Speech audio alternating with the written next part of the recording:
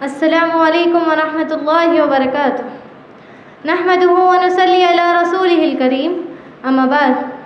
صدر محترم اور معزز سامعات، آج اس دینی محفل میں عنوان تقریر ہے گھر کا ماحول اور اسلامی تعلیم۔ معزز سامعات، گھر اللہ تعالیٰ کی نعمت ہے جہاں انسان چین و سکون حاصل کرتا ہے، اسلامی تعلیمات پر عمل کرنے، ایک دوسرے کو بھلائی کا حکم دینے اور برائی سے روکنے کا بہترین سنگم گھر ہے۔ اسلام کی نظر میں قابل تعریف گھر وہ ہے جس کے رہنے والوں میں دینی مزاج ہو، گھر وہ ہے جس میں عورتیں پردے کی پابندی کرے، گھر وہ ہے جس میں مرد حضرات چین و سکون محسوس کرے، گھر وہ ہے جو بے حیائی، فحاشی اور گندے ماحول سے پاک ہو، گھر وہ ہے جس کے سرپرست اپنے ماتحت رہنے والوں کا خیال رکھے اور ان کی صحیح رہنمائی کرے۔ افسوس کے ساتھ کہنا پڑتا ہے کہ اسلام نے گھر کے سلسلے میں جو تصور پیش کیا اس سے ہمارا گھریلو نظام بدلتا ہوا نظر آ رہا ہے۔ اسلامی رنگ سے کہیں زیادہ غیر اسلامی رنگ نظر آتا ہے۔ ہماری گفتگو، ہماری خواہشات، ہمارا معاملہ یہ بتا رہا ہے کہ ہم اسلامی کلچر سے راضی نہیں ہیں۔ اسلام نے حکم دیا کہ عورتیں گھر میں رہا کرے، اپنے گھریلو ذمہ داری کو سنبھالے اور پردے کا اہتمام کرے۔ اللہ تعالیٰ کا فرمان ہے، بعد اعوذ باللہ من الشیطان الرجیم، وقرن فی بیوتکن ولا تبرجن تبرج الجاہلیۃ الاولی۔ تم اپنے گھروں میں رہا کرو اور زمانہ جاہلیت کے زیب و زینت کی طرح زینت اختیار مت کرو۔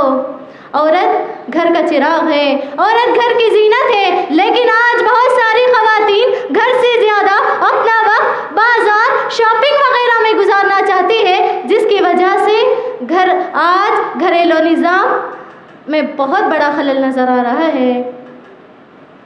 معزز سامعات، اس گھر میں برکتیں کیسے نازل ہوگی جس گھر کی عورتیں نمازوں کی پابندی نہ کرے؟ اللہ نے قرآن میں عورت کی گھریلو ذمہ داری کو واضح کرتے ہوئے سب سے پہلے ذمہ داری یہی بتائی کہ واقمنا الصلاۃ، گھروں میں نمازوں کی پابندی کرو۔ گھروں میں نمازوں کے سلسلے میں عورتوں کا لاپرواہی برتنا، غفلت برتنا خاندانی نظام درہم برہم ہونے کی سب سے بڑی وجہ ہے۔ آج اگر خواتین گھروں میں اگر اپنے رب سے تعلق کو درست کر لے تو یقیناً گھریلو حالات میں بہتری آ سکتی ہے۔ ماں باپ اور بچوں کے درمیان تعلقات درست ہو جائیں گے، شوہر بیوی میں حقیقی محبت پیدا ہوگی۔ دنیا کے اعتبار سے اپنے بچوں کو خوشحالی میں رکھنا ہی خیر خواہی نہیں ہے، بلکہ گھر والوں کو جہنم سے دور رکھنا، جنت کی جانب لے جانے والے اعمال میں لگانا، یہ حقیقی خیر خواہی ہے۔ عزیز سامعات، آج ہمارے اپنے گھروں میں، خصوصاً جہاں جوائنٹ فیملی ہوتی ہیں، وہاں پردے کا اہتمام نہیں ہوتا ہے۔ گھر کے ذمہ دار نوجوان لڑکے اور لڑکیوں کو، غیر محرم نوجوان لڑکے اور لڑکیوں کو یہ تسلی دیتے ہیں کہ پردہ کرنے کی ضرورت نہیں، کیونکہ تم بھائی بہن ہو۔ ہونا تو یہ چاہیے کہ گھر کے ذمہ دار پردے کے سلسلے میں اپنے بچوں کو نصیحت کرے۔ پردے کے معاملے میں لاپرواہی کا یہ نقصان ہو رہا ہے کہ تعلقات میں دینداری نہیں پائی جا رہی ہے۔ کتنے ایسے نوجوان ہیں جو اپنے ماں باپ کے ارمانوں کا خون کرتے ہیں، جس کی وجہ سے ان کے سر شرمندگی سے جھک جاتے ہیں۔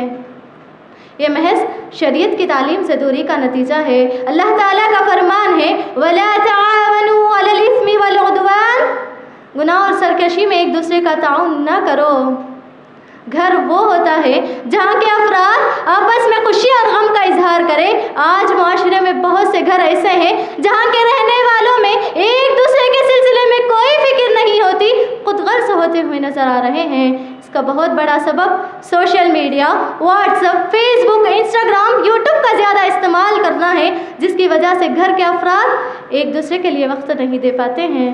لہٰذا گھر کے افراد ایک دوسرے کے حق میں خیر خواہ بنے، خواتین گھروں میں نمازوں کی پابندی کرے اور ایک دوسرے کو بھلائی کا حکم دے اور برائی سے روکے، پردے کی پابندی کرے، تبھی چل کر گھر کا بگڑتا ہوا نظام بنے گا، چین و سکون اور برکتوں والی زندگی نصیب ہوگی۔ آخر میں اللہ تعالیٰ سے دعا ہے کہ اللہ تعالیٰ ہم تمام کو اپنے گھریلو ماحول کو اسلامی ماحول میں بدلنے کی توفیق عطا فرمائے۔ آمین۔ السلام علیکم ورحمۃ اللہ وبرکاتہ۔